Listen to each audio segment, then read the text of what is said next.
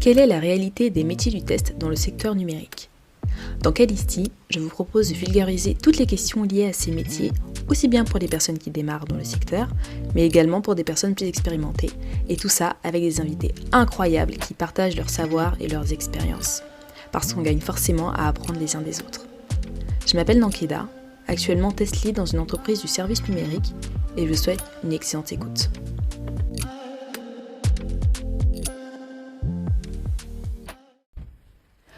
Bonjour à tous, j'espère que vous allez bien. Cette semaine, épisode court, l'avant-dernier de l'année. Alors, ça m'a été inspiré par la présentation d'Olivier Deneau au QA Meetup et puis à la suite d'une lecture que j'ai eue cette semaine. Je parie que chaque personne active qui écoute cet épisode s'est déjà demandé si l'intelligence artificielle allait remplacer sa profession. Au cours de l'année, on a vu beaucoup de secteurs qui étaient pointés du doigt, donc l'enseignement, les métiers liés à la création, comme le graphisme ou la vidéographie, la traduction, la téléprospection, la comptabilité, les mathématiques, le journalisme, et puis bien sûr, beaucoup de métiers liés à l'informatique. Même s'il y avait une part de spéculation, des journaux très très sérieux ont établi une liste de métiers à risque en se basant sur des études comme celle de l'OCDE intitulée The Future of Work qui a été publiée en juillet dernier. Mais ça, c'était avant la parution d'une autre étude menée par le ministère de l'Éducation britannique sur l'impact de l'intelligence artificielle. Étude publiée en novembre 2023. Je vais donc vous faire un résumé de cet article.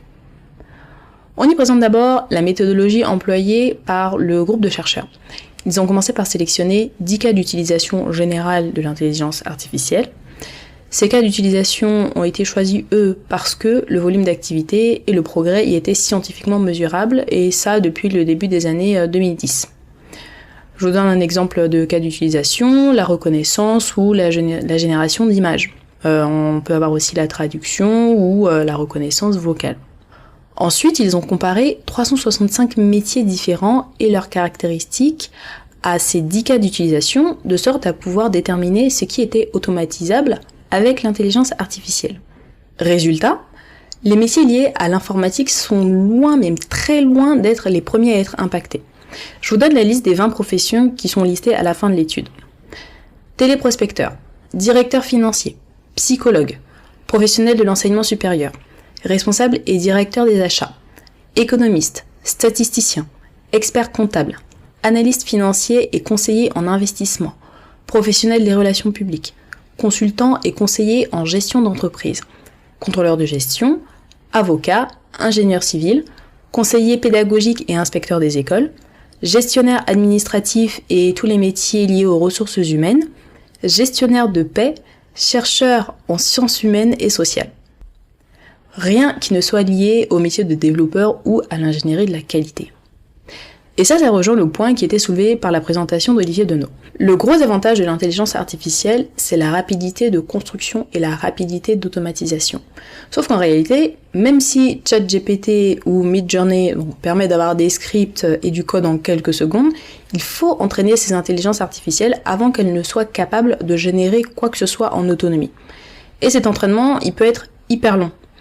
Tout ce qui a été généré par une IA doit ensuite être vérifié, parce que les données sur lesquelles ces IA vont s'appuyer viennent de partout et sont mal interprétées à l'heure actuelle par ces technologies.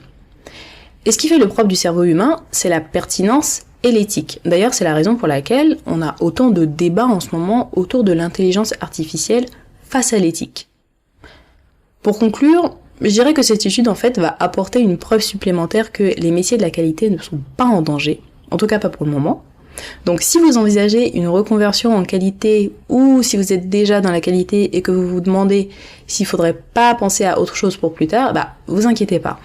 Il y aura toujours du boulot, même si ça n'empêche pas de rester vigilant aux évolutions technologiques. Parce que comme on le sait, la technologie, ça va très vite. C'est tout pour cette semaine. Si vous avez aimé ce que vous avez entendu, parlez-en autour de vous. C'est le bouche à oreille qui permet de faire connaître un podcast. C'est un métier qui mérite d'avoir plus de visibilité, selon moi, et vous pouvez m'aider justement à le faire connaître.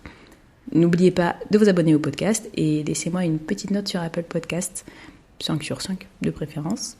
Et puis, on se retrouve la semaine prochaine et d'ici là, portez-vous bien.